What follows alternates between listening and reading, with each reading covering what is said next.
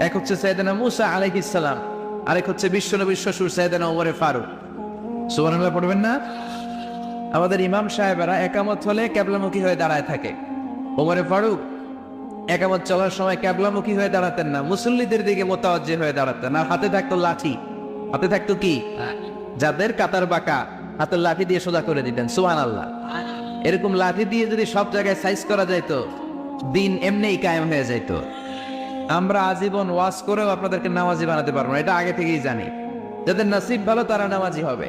এজন্য গভর্নমেন্টের এখানে হস্তক্ষেপ দরকার। প্রধানমন্ত্রী মাইরের হুকুম জারি করবে, মারবে, আর আমরা ওয়াজ করে যাব। মাইর আর ওয়াজ দুইটার সমন্বয় ইসলাম কায়েম করে দিবে কে? এই জন্য বিশ্বনবী আল্লাহর কাছে দোয়া করতেন, ওয়াজআলনি মিন লাদুনকা সুলতানান নাসীরা। আল্লাহ আপনি আমারে ক্ষমতার চেয়ারে বসান, আপনি আমারে এমন ক্ষমতা দেন যেই ক্ষমতার বাস্তবায়নে মদিনার রাষ্ট্রটাকে আমি জান্নাত বানিয়ে দিতে পারি।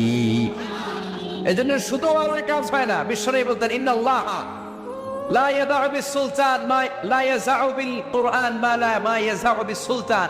আল্লাহ ক্ষমতার প্রয়োগের মাধ্যমে সমাজে এমন কিছু বাস্তবায়ন করায় যেটা কোরআনের মাধ্যমে করায় না।